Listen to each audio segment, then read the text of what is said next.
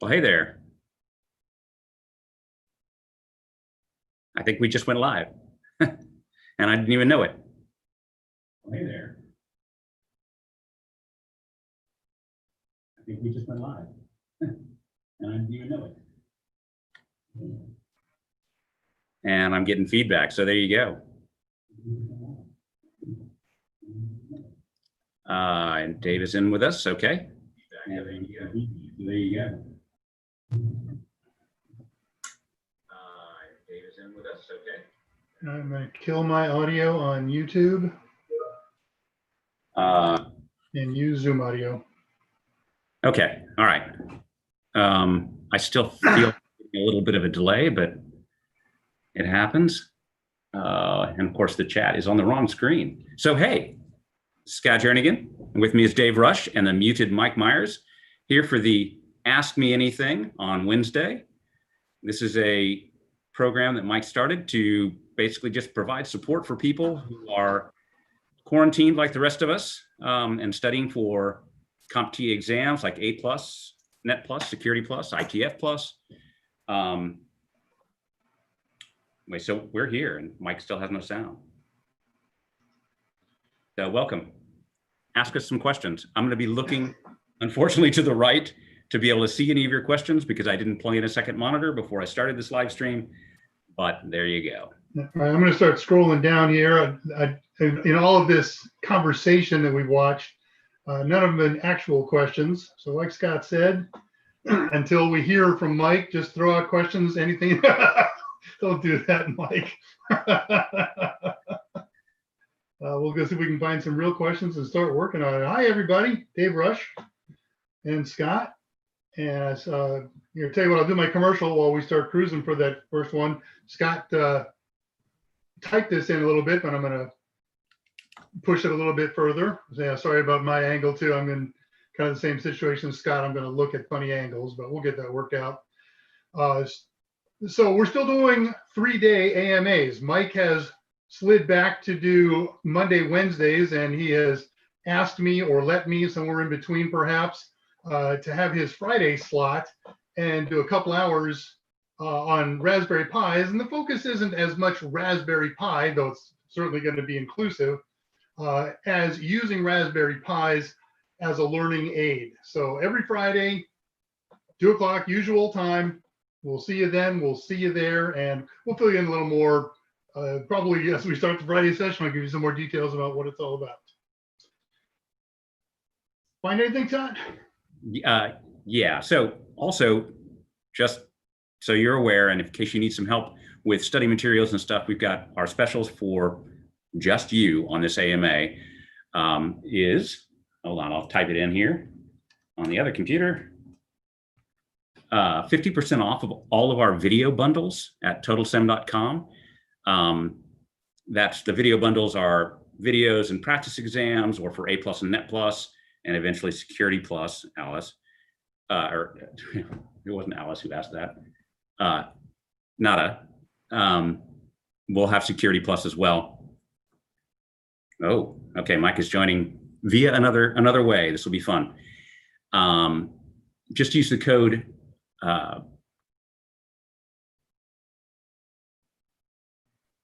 Mike Live Stetson when you check out, and you get 50% off on all of the video bundles. So anyway, I can hear you, Mike. Oh, Jesus Christ. What a hassle. Welcome, Mike, to your AMA. You know, people are like thinking like I don't test the crap out of this stuff, and I do. This has been before I go online. Oh well. So are we working? We are live on the internet. You're live, man. I can't look at you and answer questions at the same time, though. Well, then don't look at me. So Andre from the Netherlands is like, I can hear him, but where is he? Let me do this because I don't see Mike other than his mini. I got his audio now, but I don't have video anymore. But let me do I'm this. not worried about video, Mike. And you can answer it this way. Maybe you've seen this one. I'm going to do two things. I've got a question here that I'm going to pass on to Mike, and also I'd like to ask. There's Mike. that anybody who's posted a question up until this point, it's long since slid up the list. So just repost it. Consider this kind of the start over, and we'll pick it up from here. So Mike got a question from Tullowit. He wants to know, is there anything that you must use command line for that PowerShell can't accomplish? And with that, I'll turn it all over to you. Sit here quietly. No, there's nothing I can think of quickly that the regular CMD shell can do that PowerShell cannot do. Right, and a zillion things that PowerShell can do that command can't do. Yeah, no, PowerShell is, once you start getting even slightly comfortable with PowerShell, it's really, really hard to go back to a command line, to be honest with you. Gotcha. I've been playing a good bit of the evenings with Windows Terminal. And of course, the primary terminal is PowerShell, and have spent a lot more time in PowerShell this week than I have since it came out. And holy Hannah, I gotta agree with you. I may never use command line again. Because that beautiful blue? I don't even think I need this, do I? You do not. Look at me, I'm free. Free from the headset. Yeah, just so you guys, I mean, I have 4 different microphones, backups and everything, and they all died simultaneously. Very exciting. Okay, hey, Scott, let's start a company and we'll help people learn about computer stuff. What do you say, man? What a great idea. So, Mike, you want to take this one? Andre asked the very obvious question, what's the difference between PowerShell and CMD? Okay, well, we can do that. I've got this big demo, guys. I was going to have everybody, and we'll just do it next week, I guess. All right, so the original command line, which is it goes back to DOS. I mean, it was the original terminal tool. You got to remember, before there was Windows, there was a terminal, right? And so Windows originally acted as an overlay on top of DOS. I mean, that's how you did everything, was through a terminal. So the original command.com, which later turned into cmd.exe, never really updated compared to some of the amazing power we saw in the Linux shells. There was no scripting language. There was no scripting. You know, we had batch files, but that was about it. You could only run either internal CMD commands like dir and stuff like that, or you had a small selection of terminal programs that you could run. But command.com or cmd.exe just didn't hack it. So, you know, about 10 years ago, Microsoft started to come up with a vastly improved shell that could do some of the stuff that we just take for granted in Linux shells. For example, the ability to run scripting languages. You can run all kinds of different scripting languages in a Linux environment, and you just couldn't do that. So PowerShell number 1 came up with their own scripting language called PowerShell, which is incredibly powerful. So, for example, one of the things you can do in PowerShell that you can't do in the regular shell command is you have a direct linkage through these things called commandlets to all kinds of features of the system. Just all kinds of features. You can add users. There's nothing you can do in CMD to do that. You can add users to a local account. You can do. You can query the database to see what you can do. Type in one quick command and see what are the dates of all of your device drivers on your system. Done properly, PowerShell can allow you to talk to domains. It can allow you to query through networks. It has all of these extra features that you simply don't see in CMD. You can even take it a step further, and you have access to what's called the WMI, the Windows Management, not interface. I never remember what the I stands for, but WMI allows for extremely low-level stuff. I mean, you want to query what's the BIOS date on my system and stuff like that. So if you don't have a built-in commandlet for it, then you can query the WMI and take it even deeper. The real power behind PowerShell is that it is an administrator's and a coder's dream. The thought of going, like if you're an administrator and you're adding 2 to 20 new people a day, if you really want to go into local users or go into your domain users, No, you create little applications, little PS1 files. That's the name of the PowerShell files, and you can write scripting language, and you can put everybody's name into a text file if you want to, and it'll just automatically update it, or just it's almost hard to wrap your head around what PowerShell can't provide. It can provide everything in a Windows environment. Now they do have PowerShell Core, which is coming out, which is supposed to be cross-platform. I can't imagine why I would want to run PowerShell on a Linux system, but it is there. I haven't played with it, so I don't know. Awesome, thank you. Yeah, now his audio looks like it just disappeared. I'm going to throw this to Mike and see if he hears it and can answer, and if not, we'll try it otherwise. I can hear got you. a question here from Average Guru, who wants to know, how long should someone stay in support? Forever, if you love it. There is that. Seriously, it's the same story I always tell everybody. Find your passion. Some of the most happy people I know in the world of IT, seriously, are printer repair guys. Now that would drive me insane, but I know guys who make a pretty penny going out every day fixing printers. So, the answer is where's your passion? What's going to happen is you're going to probably get bored with support after a while. And I'm not even sure what you mean by support. Are you talking like level 1 phone support? Or are you getting in a van and driving out to people's systems? Are you a bench tech where people are bringing computers into you? Or, so I don't know. I think most people in IT find themselves looking for a natural progression. And, you begin to evolve into a better place. I don't know how else to describe it. You look for more. And, find your passion. Me, Scott, and Dave, I think I can speak for all three of us when I tell you we love what we do, but, it was a process to get there, right? So how's that for an answer and a half? That was great. And you love what we do? I have a hair don't. You do too. Look at this, man. My COVID do. Hey, man, I'm excited. I bathed today. It's amazing when you don't hang around people. Nice. Hey, I'm not just happy you put a shirt on. Yeah, but I'm not wearing pants. We know that. I'm wearing. Nobody wears pants these days. I can walk around, man. This is pretty exciting. You're freed, man. It's very frustrating and very embarrassing. And I really do appreciate you guys sticking around. That system was working perfectly 30 minutes ago. I was actually testing some of the PowerShell labs we were going to do today, and the system went kerthunk. It just died.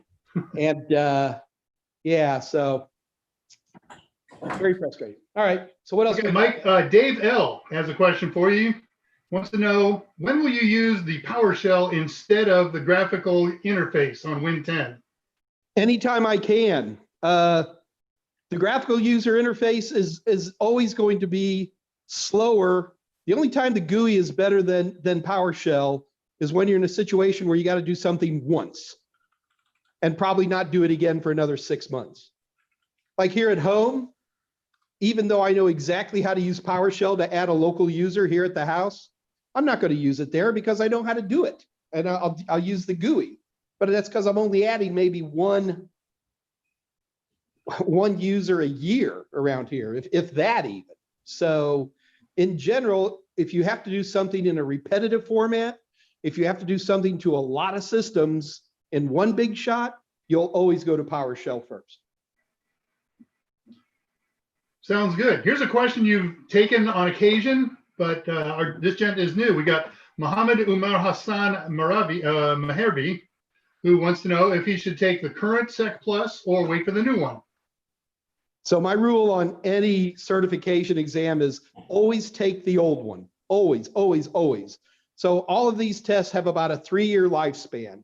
So if you go in and you if you go in and you wait for the latest one, when that comes out, nobody knows what's on that exam. It's not like I have any special information. I read the exact same objectives everybody else does, the same ones you download from CompTIA.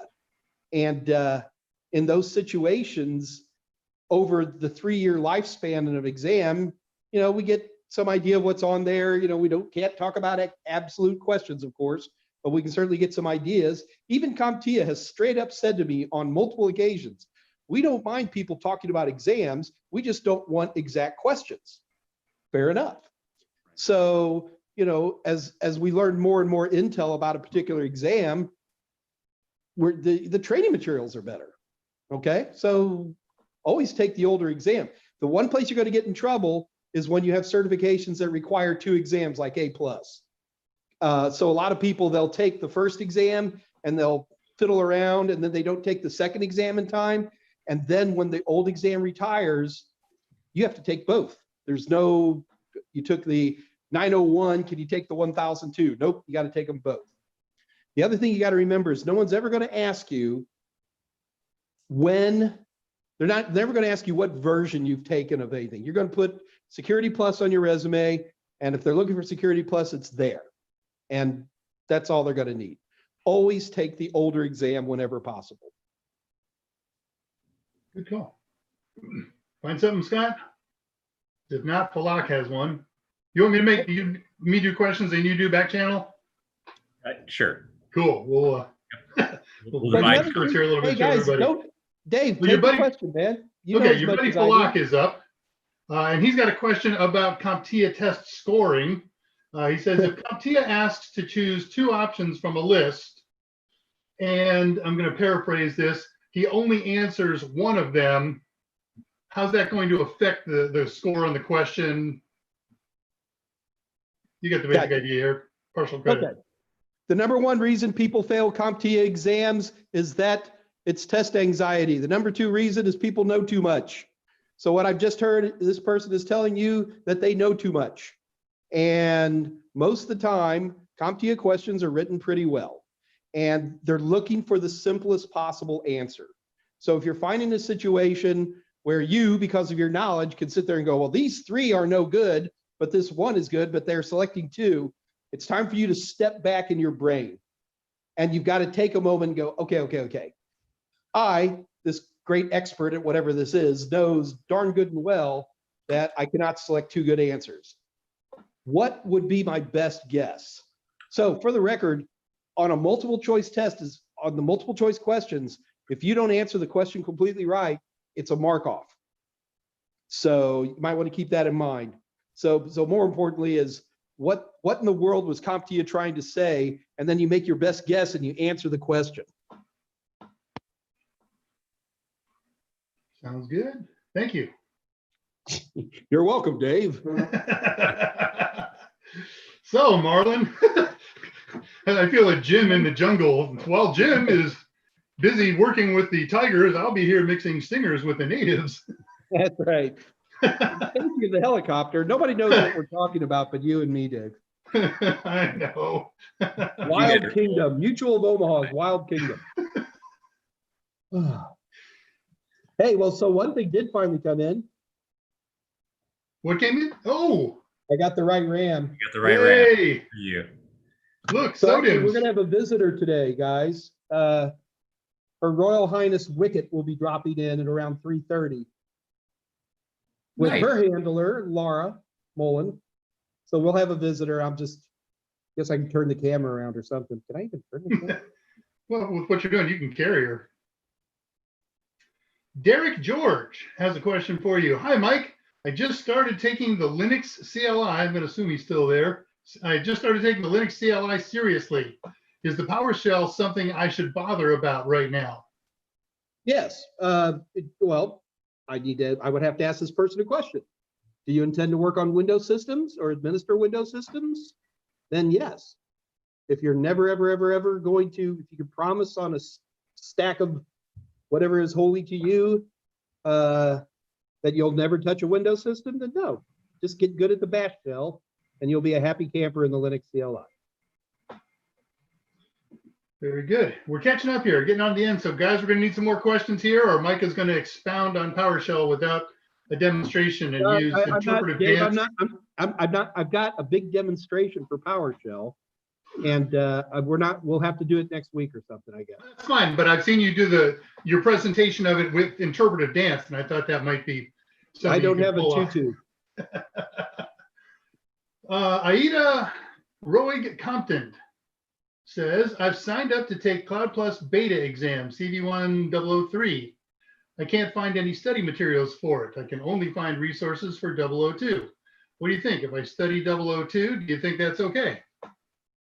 So as you may know, there was a $50 beta for the new Cloud Plus that was offered by CompTIA starting about a week ago.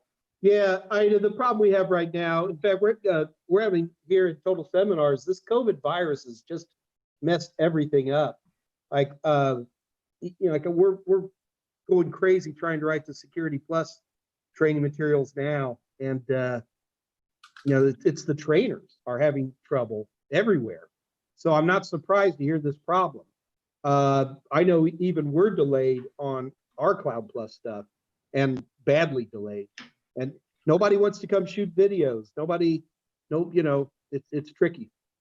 It's tricky. I don't have a good answer for you. I would say go for the beta exam. The one nice thing about those betas is that they don't even know what they're going to score you. So you'd be surprised what they'll let you pass on.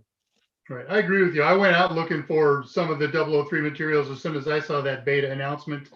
And as you say, just like you as a writer, they got the some objectives some time ago, but this exam is coming out way faster than anybody can put any study materials out. Yeah, generally it needs to be sensitive to the COVID virus and how it's affecting everybody, including the people who are generating training materials. And just in case you're curious, generating new training materials, it takes us about, at the minimum, 6 months after we get the exam objectives to turn out a book, and probably 9 months before we have a book and videos and real courses. So there's a substantial lag. We get the objectives before you see them. Way before, usually. Yeah. So Mike and I have been working on Security Plus here for a couple of months already, and they maybe just released the Security Plus objectives. Not out yet. Right? Not yet. So we've had them and have been working on our books, but we won't be finished until another 3 or 4 months because that's how long it takes. Anyway, so a little lag. Of course, the exam comes out in November, and then usually, of course, when an exam comes out, the old exam continues to exist for, what is it, usually 6 months, give or take, or is it 3 months? I'm thinking 6. It goes either way. You can't predict CompTIA. Well, actually, guys, I did pull up the live stream so I can see the live chat. Yay. All right, we'll turn you loose on that then. Hey, look at that. All right. So let me see what we got here. Esteban, would you say that the Network Plus is a good starting certification before engaging with the CCNA cert? Yes. I think CCNA, the Cisco always puts you in a very Cisco-y way of looking at things. And for general understanding, without turning into a complete Cisco propeller head, I believe Network Plus is, like I always say, Network Plus is the most important exam you'll never need. So, yes. All right.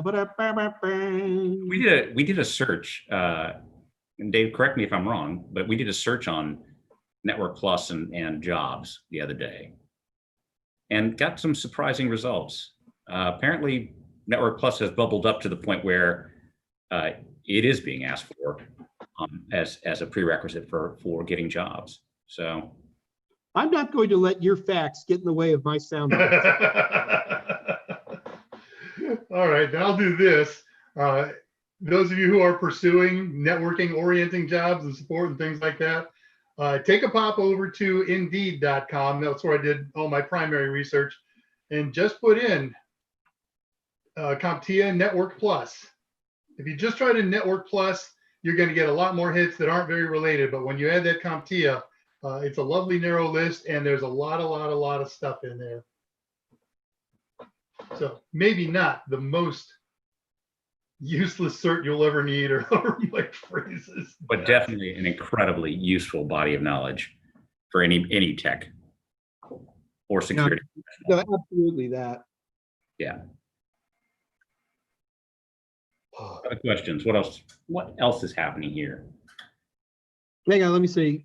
Frisch, Ruben, when does the new version of A+ come out? Not soon.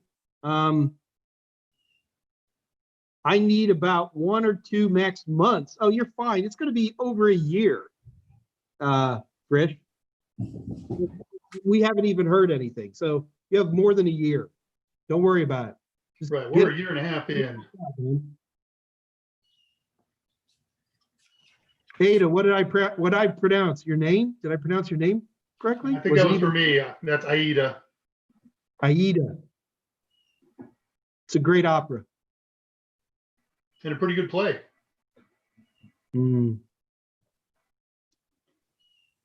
Let's see what we got. Oh, 2022, probably the fall of 2022 for the next A+.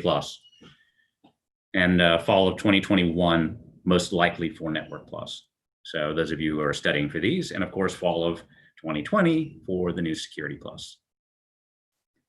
hang on, we got to deal with some smart aleck commentary here. First of all, for interpretive dance, 1995 Texas Aggie, can you play the piano? An Aggie that can play the piano? That's going to be amazing. No. She's looking at the piano behind me. Ah. Or he.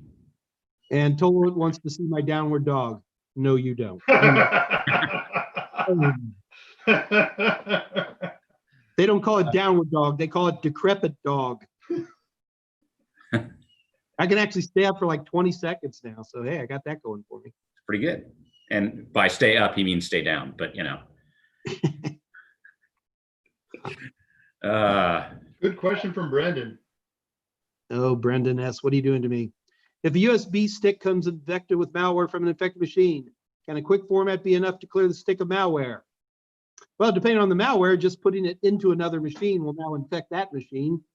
You got to be pretty careful with that stuff. If it became infected, would a quick format? I wouldn't do a quick format because you're still going to have, it depends on the malware, right? Are you talking like an old school virus, like a boot sector virus? It's going to pretty much instantly corrupt the other machine. It's an interesting question. I actually haven't really thought about that. I would probably, first of all, let's just assume we know there's malware on there. I would probably just go ahead and shove it into a less important machine, but I would be booting off of a live CD with anti-malware on it. I think we'd be okay because you wouldn't have the base operating system. You'd interrupt 13, lock the drive. Yeah, that's what I'd do. Yeah, I think that's a good call. Another good call would be perhaps to put it on a different kind of computer, plug it into your Linux box and use gparted or something and blast everything away. Yeah, that could work too. How does Dr. Quinn know about creativity units, Scott? I'm not telling anything. She's been around the block. Falak wants to know, how many performance-based questions are in Security Plus? About 5.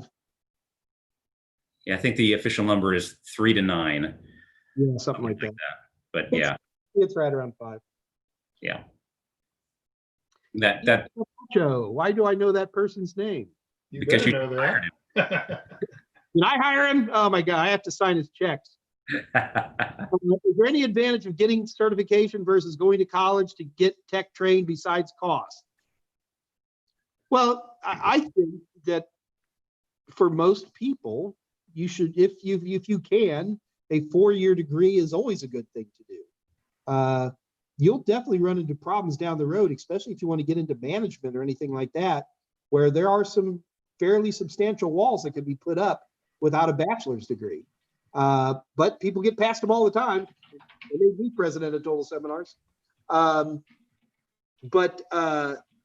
Is there an advantage getting certified versus going to college besides cost? No, I think I answered that one. Is there any advantage in going to college over the cert route?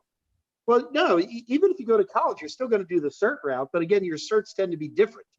If you're doing a 4-year degree and you're not going to be a programmer, you got a CIS degree, then you're going to be hitting, more specialized certifications. And I know there are not a bunch, but there's a fairly good number of 4-year schools that buy my books for A+ and Net+.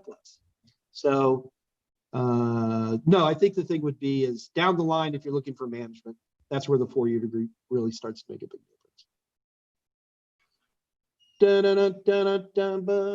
Dave L., what is the easy way to learn more about the commands on the PowerShell and what are they used for? Where are they used for? Dave, there's probably on commandlets alone 50,000 commandlets. So you're not going to learn anything special in PowerShell very much.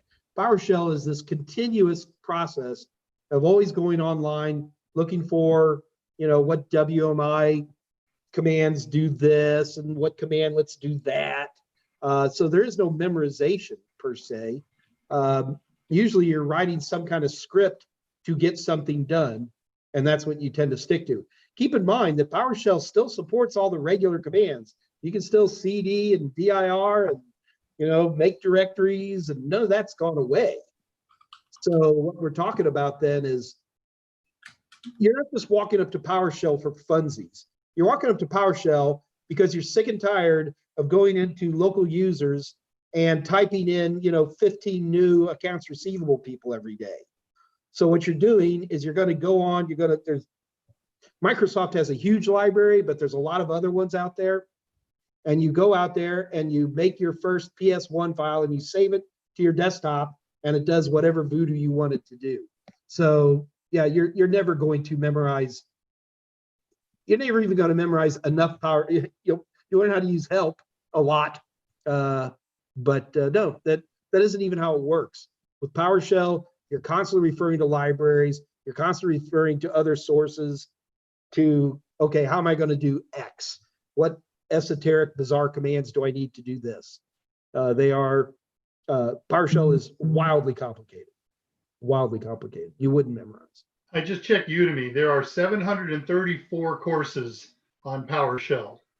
Or a lot of them are focused directly on PowerShell, a lot of them included, but huge hits. Wow. Yeah, we better do a PowerShell course. That's some competition though. Are there settings in Windows 10 that can be turned on or off to improve the way Windows runs for a general user? Sure. What do you mean by improve? Yeah, if on a marginal system, you can turn off a lot of the kind of prettier features of Windows. And by marginal, I mean like if you're trying to run it with 2 gigabytes of RAM or something crazy like that. You can reduce telemetry. Windows, compared to the Windows that back in my day, Windows has really come a long way in terms of automated configuration of all kinds of things that we used to jack with. Defragmentations run automatically now and done well even for solid states. What else? Is Ready Boot still around? Or do they kill that? Ready Boost? Ready Boost. Yeah, it still exists, but it's pretty irrelevant. Disabled as a yeah. Yeah, so I mean, it just, disk caching is all so nicely automated now. Backups are well automated, as long as you have an external drive. So I guess the bigger question that I would ask you, Christy, is why do you think it's running bad? This is the old Mark I eyeball, as we say. It seems to be running good, therefore it runs good. But the general, so you've installed Windows and it's time to now tune it up, those days are over. Right. Derek George, hi Mike, what's your recommended certification path? I just started a course on A+, but I've yet to pay for the exam. Okay. So Derek, for most people, like somebody who's coming out of high school and they're looking to get in the IT world, then I'm going to very quickly say A+, Net+, Security+. If you're completely unfamiliar with computing, I would probably start with IT fundamentals, A+, Net+, and even Security+ is questionable. By the time you reach Security+, number one, you should already be employed at that point. And then number two, you should start having some feel of where you want to be and what you want to do. Like if you want to become a router nerd, I'm not so sure Security Plus is that important of a certification. But IT fundamentals, A+, Network Plus, and maybe Security Plus. You know, the other big thing that comes into play is who's going to pay for it, right? You know, if you're doing your life right, the only certification you should be paying for is your first one or two. And then you, as part of your job, you negotiate and go, hey, so can I pay for 2 certifications a year? And most employers probably wouldn't even blink. Just people never ask.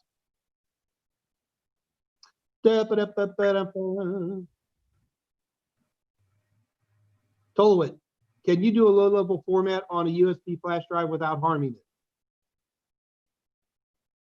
I don't even think you can do a low-level format. Right. I love that question. The little format is a hard drive thing. It's not a flash drive thing. Yeah, no, there's no level formatting on flash memory that I know of. What cities in Texas do you think are becoming hotspots for IT jobs? All of them. There's a reason everybody's moving to Texas, folks, and it ain't the weather, I'll tell you that. Texas is a, you know, tends to be a place where people find work, you know, unless you like the skiing, you know. There's no skiing in Texas. There's none. That was a joke. Man, come on, Dave. This is where you throw in a little laugh or something. I did. It was a schnuffle laugh. I laughed inside where it counts. Good. Using my inside voice. Oh, Brendan, you pulled your comment to that. It was kind of relevant. Brendan was thinking, what about if we deban boot and nuke a flash? Because somebody was afraid that they'd copied a virus onto the flash drive. And so that was the whole point of the low-level format. Can I get rid of this? How do I deal with it? I like my way, doing a live CD with anti-malware, or do it Dave's way, do it on a Linux box. All good stuff.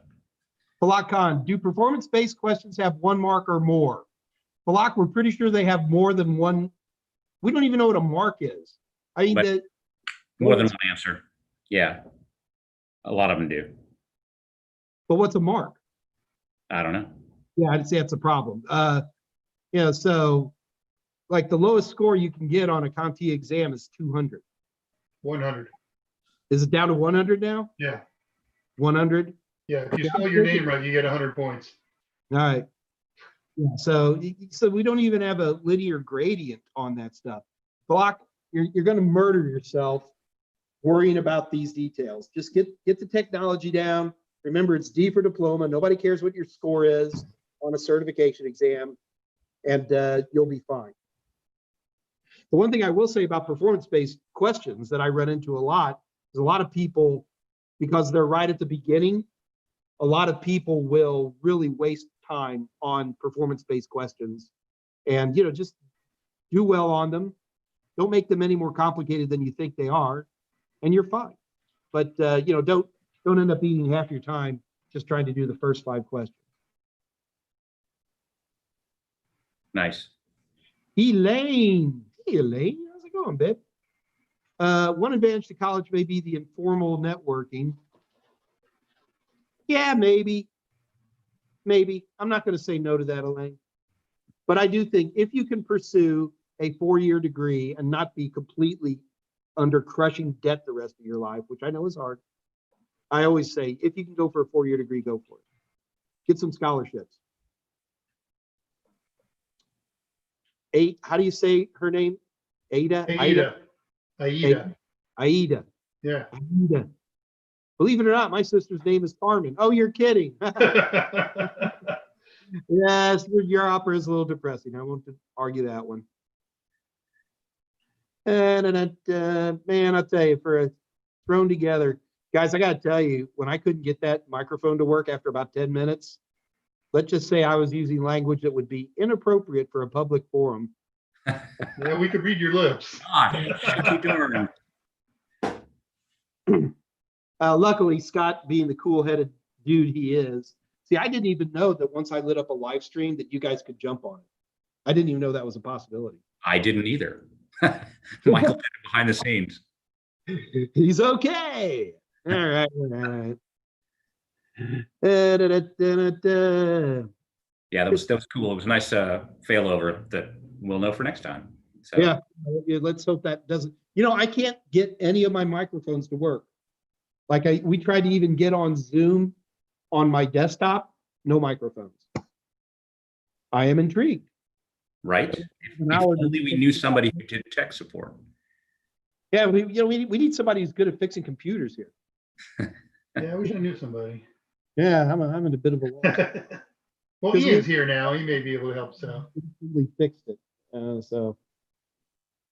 Alice likes Rigoletto. There's like a ton of questions. One more thing I could click on. And they're all grand opera questions. We got Her Royal Highness Wicket coming, the absolute cutest dog who's ever been alive. I can talk this up, and you all will be like, "Oh, I'm sure it's a cute dog." Yeah, it's that cute of a dog. All right.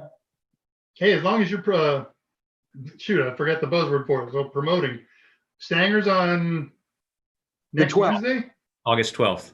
August 12th. Okay. Well, and he's going to give an amazing talk about. He really wants to talk about some security stuff and some real practical, technical stuff. You know, it really, talking about attack surfaces and remediation. What do these terms really mean? And James is the guy, so we are very, very lucky to have him on. And this is all pen testing and cybersecurity analyst stuff. Yeah, but it's it's not going to be a 10,000-foot view, but it's going to be about a 2,500-foot view. And we were kind of running through his spiel, and it's good. James he's a nerd, man. He's a brother nerd, so he'll be fun. When IT Fundamentals debuted, I did a conference with him in London, and he is dynamic. So you won't want to miss that. No, it's going to be huge. Plus, also CompTIA is advertising it too, so nice. We'll probably get a good crowd for that one. Oh wow, that's great. So we'll see. Let's not have audio difficulties. Yeah, let's get started 2 hours beforehand and make sure we're smoking. So I'm worried that all these reboots, and I mean hard freeze up, no Control Alt Delete, like hit the button lockups that just started popping. So for a new computer, yay! I'm always looking for a new excuse. When a brand new computer gives me trouble, okay, I understand that. You get what I call OOV. You got to say it like that, OOV. That stands for out of box failure, right? So that I'm okay with. And then if a system's 2 years old and gives me trouble that's predictable, storage problems, power supply, that's understandable.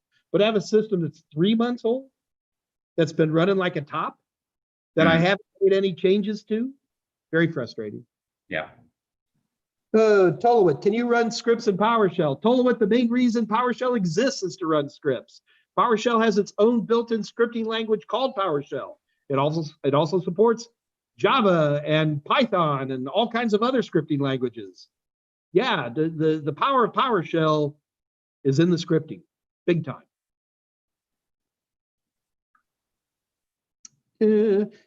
How can you really determine that a PC is working at its optimum speed?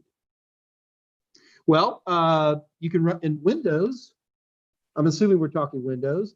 The Windows Resource Monitor is actually pretty good at helping you figure that stuff out. So Scott, do you guys remember? I don't remember what version of Windows when it had the performance, the ratings. Yeah, the old baseline performance monitor, that's gone. Yeah, that's all gone now. Scott, you're the benchmarking guy. What are some of those benchmark tools you use? Good, I don't feel so bad now. Yeah, there's one of them with stone in it. I use that PC Mark. Yeah, PC Mark. I mean, that's right. That's the obvious one. I was also going to do, throw in a crisis. Yeah, I forgot about those. Yeah. I'm thinking if you can play Crisis, you've got enough performance. Right. To me, I don't really look at a system to see if it's running optimally. I mean, I want to make sure the CPU is running full speed and stuff like that. That would make me scared. But that's usually somebody did something to bias to, cripple the system. But even that, it's so hard to, aside from running benchmarks, because the power management stuff is so automatic now that the CPU is going to flux down to run as slowly as possible, right? And use as little electricity as possible when it's not under load. So, yeah. And I think Mike's key that says check resource monitor, and as long as you're not maxing out or approaching max on any kind of regular basis, you're not going to be able to get much more out of it until you add hardware, more RAM, better video card, whatever.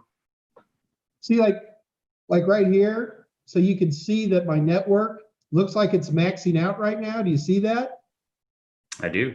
Yeah. But if you look at the top, the top of the chart is 1 megabit per second.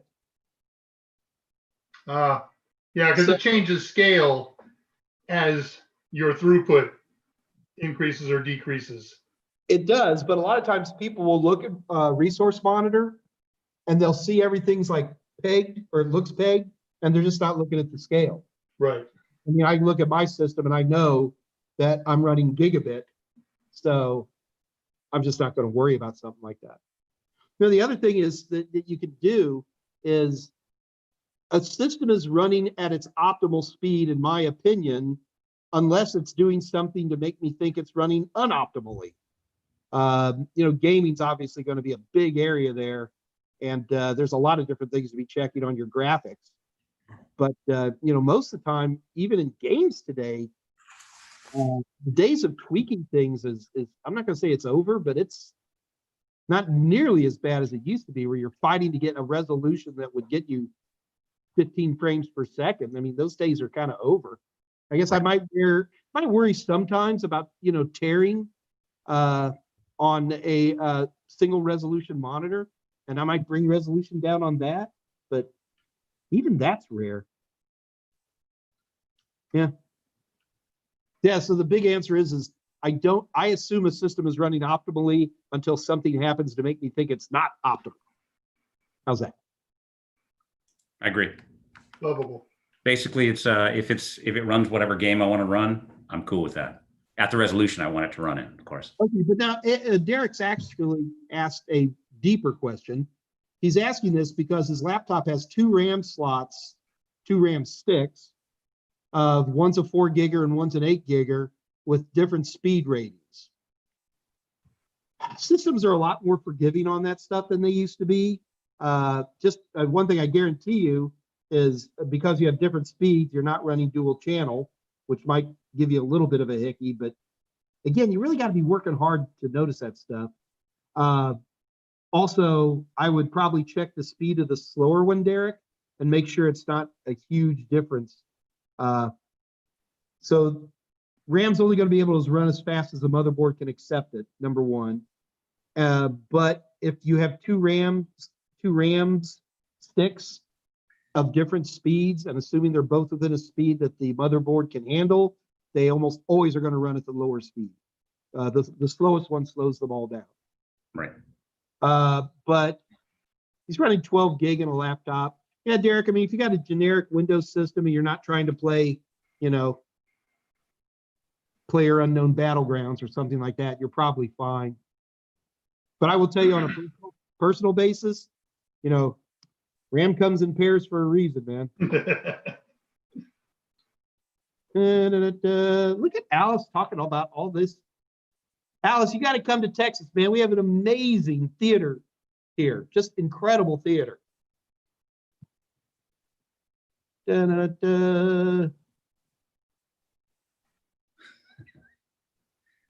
Look at Alice. She likes all these Italian operas. I wonder why. Yeah, how can that be?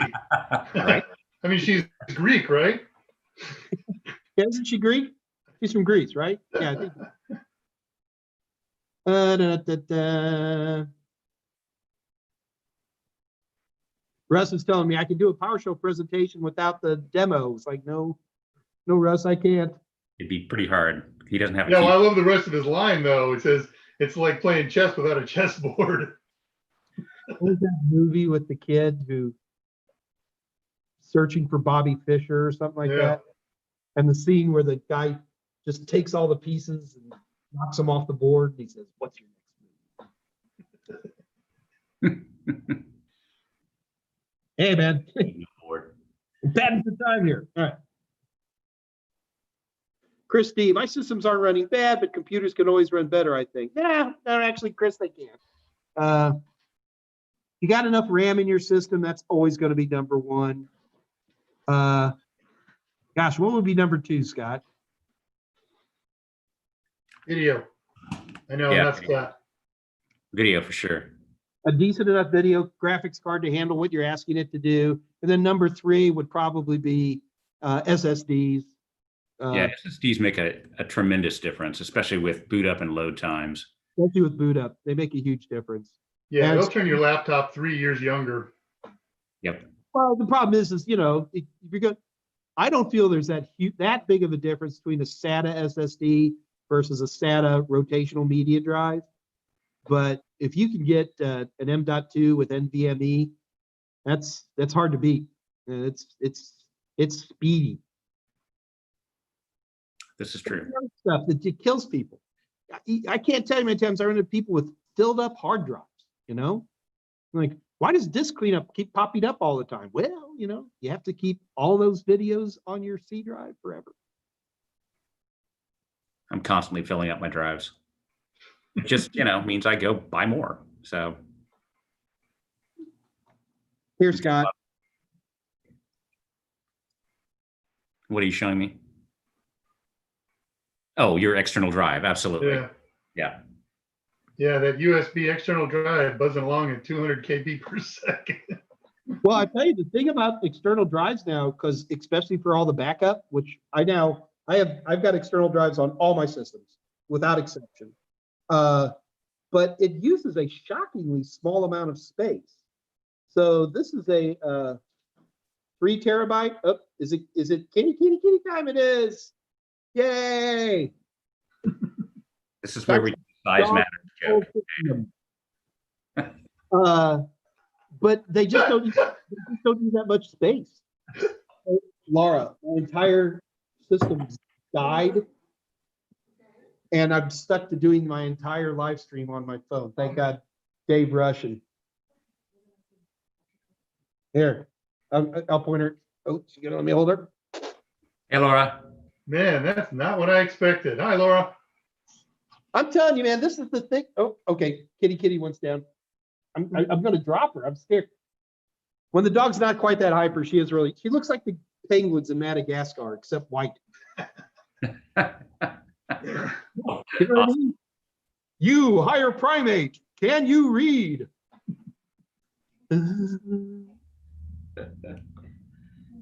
All right, let's see what we got for questions here. Yeah, Laura, I had this big presentation for some computer stuff, and we can't do it today. So now we're just talking about. There's got lots of questions though. All right, so what's the next one here? I'm reading. So Ian actually. Vidnar is playing Everybody's Talking by Nielsen on my Fender Telecaster at very low volume. All right, cool. Which is very cool. I'm I'm usually playing. There it is. Look at the dog. Oh. The dog's a fashion plate. That dog's got a bigger costume closet than I do.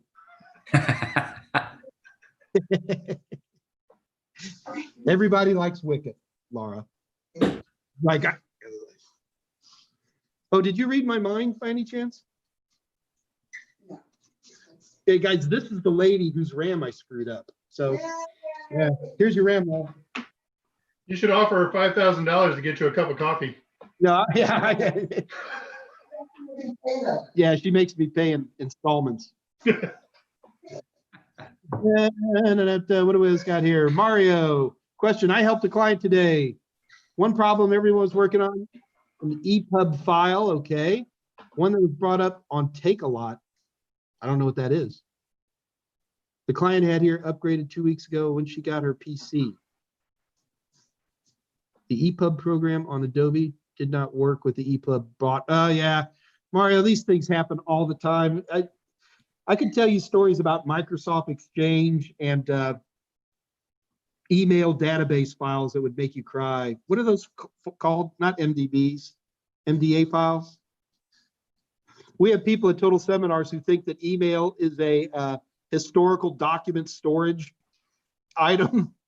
And yeah, and especially with upgrades and things like that, that can be a mess. I have 20,000 emails in my inbox. Like Scott Jernigan is one of the problems. Yeah. We've moved I got a feeling the person Mike was thinking of blows you away. Scott Jernigan to any hard drive.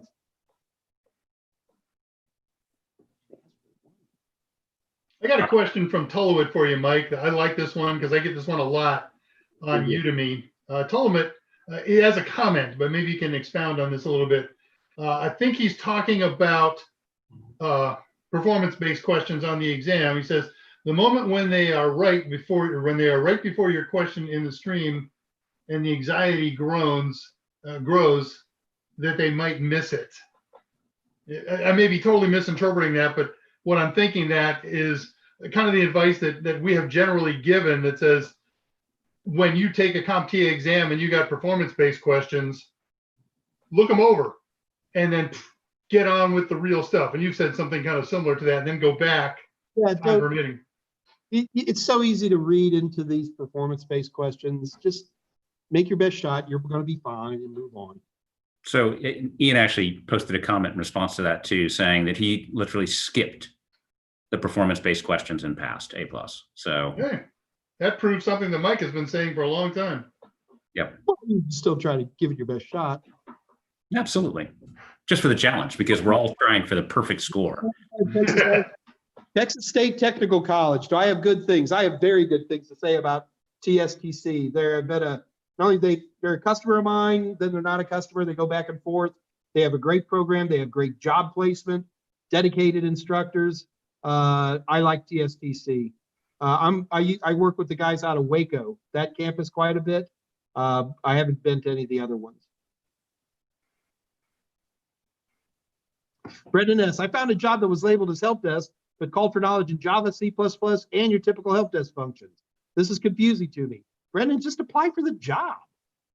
See what they're talking about. They might be coder support, which is strange to see in help desk, but it happens. Right.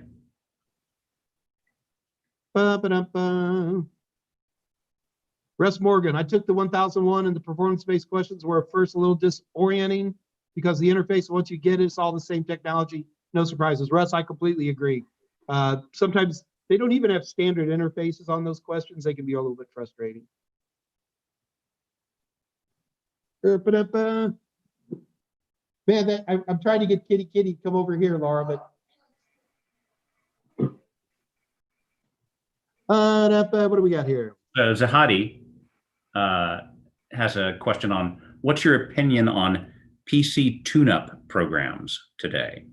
Are they worth it? They're garbage. They're complete garbage. They have no function. Yep, I agree. About the only cleanup program that I would put any trust into at all, and then that was a tricky one. Hi, Kitty. Hi. Oh, hard. I think she's been eating some of your fertilizer. No. Who's Frenching the dog? Wow, Mike. Yeah, so Live on the internet. We're not recording this one, right? No, we're not. put that on the website and make money. Nobody knows this one. Yeah, the tune-up programs are complete garbage. C Cleaner, I like it. It's about the only way I can go into the registry, but even that can be a dangerous program. So no, I don't like them at all. I think they're complete junk, and a lot of them are straight up malware.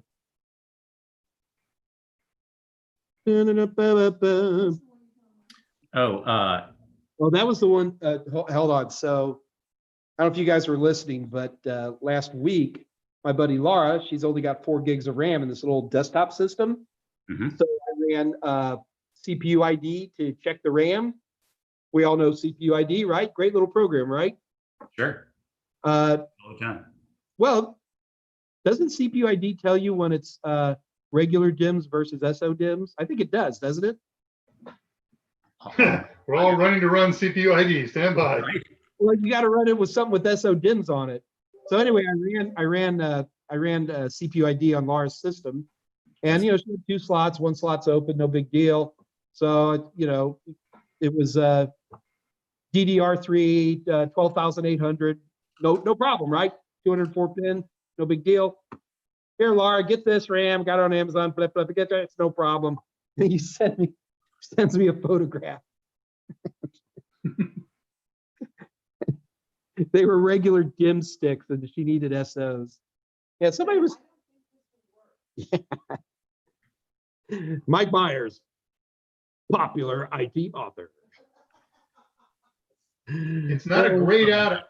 Yeah, it's not a grayed out option on the SPD tab. Oh, and there's the same thing on the memory tab. I don't think it. I probably could have looked up the model number and which could have seen those, but it's a desktop system, right? Other than Elaine Batzer, has anybody else ever seen SO DIMMs on a desktop? I don't think so. Anyway, I got She has a stack of them in her classroom. I'm like, computers are dying around me left and right. Laura, you sure you want me to put this RAM in? I'm starting to feel like I'm jinxed or something. We hear this every now and again. There's a line of laptops. I can't remember the manufacturer, and I even got this question in the last 3 days in another world, that CPU ID doesn't pick up the populated slots of this particular laptop family. So this poor guy is wondering, how do I use it? And then how do I find out? And the answer was screwdriver. Yeah, pretty much. And the other thing with CPU ID is that, they have that reporting system when it doesn't show the right stuff. And if you ever run into systems like that, you should send them your report. You just click in there and it sends it right up to them. Nice. That's what keeps them up to speed, because it's the chipsets, right, that they got to know. And these chipsets come out every now and then. Ian Camacho is asking how do you feel about testing at home versus the test center? We've had, I don't think, and Scott or Dave, have you guys done it yet? Have not. I have not. I haven't either, but we've been getting a lot of people sending in a lot of information on it, and 98% of the people, they're running great, and they're not having any problem whatsoever. So there are a couple. We heard one person, but like if you plug in anything USB during the test, it shuts down and you don't get your money back. So they're worried about people doing stuff like that. So we only had one person I heard that from out of probably about 100 people, and that person's actions were questionable in my view. But the testing at home is very convenient. Greg Davis has offered us a report of a home one that he took the other day. He says it wasn't a CompTIA cert, but whatever cert it was the same kind of pre-security. You've got to scan your whole room and inspect the entire room, and they watch me through the entire exam. Sure. Yeah. I mean, it's really not a CompTIA thing; it's a Prometric thing, right? Right. Tune-up programs. Give me questions here. Yeah, I've been. What troubleshooting will you use when during a Zoom call the audio is not working out? Dave, you're hilarious. Keep your day job. It'd be called switching to his iPhone. Oh, no, not your iPhone. What are you actually connecting to, Mike? What are you connecting with? It's my Galaxy Fold. Fold? Okay. That was my interpretive dance. Here, unrelated topic, but interesting perhaps to all of those. if T-Mobile is your carrier because of their merger with Sprint, they are killing off a whole bunch of old phones now. If your phone does analog voice, it's going to die in January of 21. They are only going voice over LTE. So I've always been really proud about having this old phone that I managed to keep functional. And it was one of the first ones on the list. My Galaxy S6 will cease working in January. So I got my Christmas present picked out. Dave.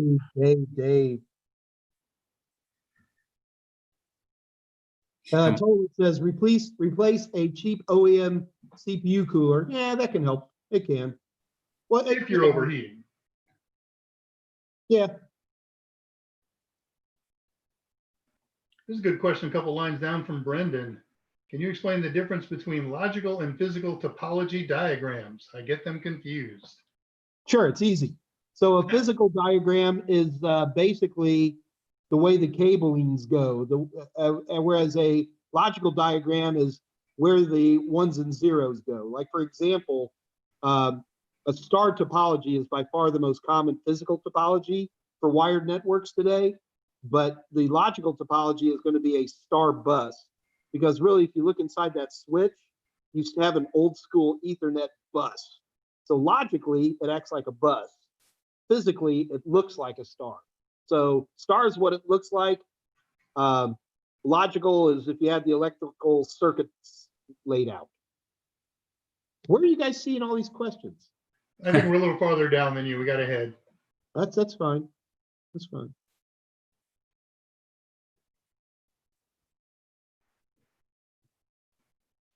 Everybody's got a desktop that uses, everybody's like talking about, oh yeah, my desktop uses SODIMMs. There you go. Everybody. Mine does. Just kidding. How about this? Can you tell me why a computer always dies on the most important deadline of your life? Mine always die on tax day. Laura's a CPA, guys, so she kind of needs the old computer running. That's funny. It's because God doesn't love you, Laura, on those days. Come on, you're an accountant on tax day. You're like the least loved person on earth. Yeah. I thought that would be the IRS on tax day. Yeah, but they like to shoot the messenger. True. Okay, Hermes Angel, Mike, okay, I have an odd question. If you get infected by ransomware, could you send your computer into hibernation and then pull the RAM? Let me try again. If you get infected by ransomware, could you send your computer into where? Into hibernation and then pull the RAM file off of it to see if it can be fixed? No, Hermes, if you're infected with malware, you get, and we've had 2 or 3 different sessions on anti-malware here. Feel free to go back through the things that they're listed. No, if I have anti-malware, number one, if I have a malware infection, I am going to get a bootable anti-malware thumb drive. I'm going to boot to that thumb drive, and I'm going to go ahead and clean off the mass storage on that system. And that tends to always work. Don't ask me which brands, because me and Scott and Dave will start getting into fist fights over Zoom over what's the right anti-malware program. But no hibernation, no pulling anything. Shut the system down, take it off the internet, boot up into some anti-malware tool. There's 30 of them out there. I think they're all pretty good. And then clean the system. And I think he was also asking specifically about ransomware and maybe dealing with the kind of ransomware that encrypts your drive or locks it against you, kind of thing. Which is a harder thing to come back from. That's a trick. I don't really have a good answer on that one. I don't think it exists. If it did, Sony wouldn't have paid ransom. True. True that. Yeah, oh, that's right. What's this? You guys heard all about this Garmin disaster? No, lay it on us. No, I don't. All of the Garmin devices have been hacked, like all of them, and they no longer talk to the Garmin. They don't update or anything. And Garmin's working. Is yours fixed yet? Oh, Yeah. Oh, that's right. She's got a Fitbit like me. No, the Garmin's it's a big problem. Yeah, they're still down as far as I know. You're talking about Garmin connections to iPhones and, Yeah. okay, not Garmin GPSs or things like that. No, it's in the GPS as well. It's a mess. I don't have the Wow. details. But Okay. I'm going to stop talking so I don't embarrass myself. Sounds good. Aida, my mother called me. Tell her it dies the day the warranty expires. You know? My mother called me and said, "What do I do? My phone is messing up a little bit." It was an iPhone 6 as well. I'm like, "Mother, it's 2020. I get an iPhone 10." So here George wants to know, Mike, what are the best practices for motherboard replacement? Patience, organization, for laptops especially. It's a pain. You'd be surprised. Most manufacturers will sell you a replacement motherboard. I would be very worried why you're replacing the motherboard. Most of the time, is there a tradition of problem with that particular model's motherboards? Do you have a power supply issue? Is there a recharge circuit that's smoking the system out? And I would just be doing some heavy research on that, assuming that it's just a fluke and it happens sometimes. Replacing a motherboard is, I would rather rebuild an old style carburetor than replace a motherboard in a laptop. Yeah.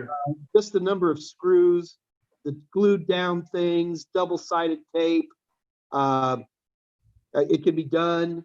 Also keep in mind that most of the time when you're replacing a motherboard on a laptop, you're going to have your wireless antenna connections, which usually are going up through the monitor. You're going to have a piece of super fragile ribbon cable for the video that's pushing up through the monitor. The keyboard is often another super delicate thing. You would have to convince me that there's something real precious about that laptop. The only thing I still buy warranties for anymore. Holy smokes. So this is about that Garmin attack that Laura was kind of a $10 million ransom payment. And a $10 million tax deduction. wow, Man, we're in the wrong business. We should be doing ransomware. No. we should be on the other side. I don't have any, it doesn't really go into technical details, but yeah, still ugly. Thank you, Laura. I just heard, I knew people who had Garmin devices that stopped working. I got a question for you, Mike, here from Chris D. Because I kind of experienced, again, I'm going to paraphrase, I think what he's saying. I have a Dell 7020 with an i5 4590. You got that? Because I know you know all the specs of all the submodels. Yeah, I think I know the 720s. Go ahead. The computer accepts 16 gigs, but my i5 accepts 32 gigs. Well, I have problems using 32 gigs. So I think what he's saying here is if I put more RAM in than the RAM specified max by the manufacturer in the computer, is it going to work? No. Damn right, no. No. The motherboard's the limiting factor there. Darn. Yeah, I was going to say, don't swear, Dave. Rats. Bleep. No. My Nokia is going slow. Can I add some more RAM, CPUs, or whatever you call them? You should. You can add some more CPUs. Just don't let the token rings fall out of the Ethernet. You'll be fine. Just get the one with the more GBs. You got to catch them in the bit bucket if that happens. Give me more GBs. Tell me where the log files are. That would have been from Monday's show for those who weren't here. Just tell me where the log files are. You gotta pretend like you're smoking a cigarette while you say it. Yeah. I don't care about computers. Just tell me where the log files are. Okay, it looks like it's slowing down here a little bit, guys. Folks, I really do apologize about today. This is very, very embarrassing. I can't even get poor Wicket to come over because even Wicket's mad because the computers aren't working right. But anyway, she'll come back. All right. But just so you guys know, so Friday, Dave is going to be up talking about Raspberry Pis. Then I will be back Monday. And so let's go ahead and do a reset, and let's plan on PowerShell. I don't know. It'll be next week. That's all I promise. But do we have it looks like all the questions have got covered. And again, yeah, Alice, sorry, man. I know, shame on Mike. I'm embarrassed. I really am embarrassed. It's always the, can you fix it under pressure kind of a thing. But I'm going to go ahead and take off. And guys, we will see you next Monday at 2 o'clock Central Daylight Time. Scott, what are today's specials for everybody? I just posted them. The 50% off all video bundles. So it's 50% all of our video bundles. So that includes the super bundles and the plus bundles. That's where you want the simulations and the practice questions and the videos all piled together. And you get 50% off. Just go to www.totalsim.com and go to buy all the stuff, and then use the code MMLiveStetson, and you get 50% off. Not a bad deal, huh? Sounds great. It is great. All right. Oh, Derek, I'll survive. I'm fine. We'll get it working probably in like 10 minutes once I hang up. All right. Well, until then, guys, I'll say good night. And Scott, I'm going to let you pull the plugs on things. Yep. So, guys, we'll see you all on Monday. Till then, have a great weekend. This is your Uncle Mike saying good night. Good night. And I'm still going to be live here for a minute because, you know, That works. how this stuff works. So you'll be looking at me and probably Dave for another couple minutes. Sticking around. Yeah, one Are you gone, sticking two to go. So if there's still questions or anything, go ahead and ask. Oh, and also talk a little bit more about what you're going to talk about on Friday. Well, that sounds good. Okay. So for those of you who are going to come visit us 2 o'clock at Friday Central Time here, we're going to do this Raspberry Pi thing. I've got it broken down into 2 or maybe 3 topics. The bulk of it, the first half, I think we're going to talk about how to acquire a Pi, how much it costs, what are the basic features. This is my first Pi. What do I need to set it up? And we'll even get into how you actually set it up. Use maybe some guy like this and set up your SD card, your micro XD card. And of course, we'll be taking all the usual questions along the way as we do that stuff during slow uploads and downloads and things like that. And then once we've got it up and operational, we're going to talk about a little bit about some basic commands to manipulate it, move around in it, things like that, how to connect to it with mouse and keyboard, using secure shell to connect in a terminal situation, and the graphical. And then we'll do one application. We're going to set up an FTP server. The whole thing here is we're going to start a little bit slow, but I'm here as long as Mike allows this. So I'm going to consider that for the duration. So if we get to do this for a year, by the time we're a year into this thing, everybody's going to be Pi gurus and probably better than I am. But here this is day 1. I just bought a Pi. What the heck do I do with it? That's awesome, Dave. I'm signaling to Michael to kill our feed. So this could be the last words you hear on this. Yeah. Thank you all so much for participating in the AMA. Sorry about the craziness. Show must go on. So we wing it and all fun.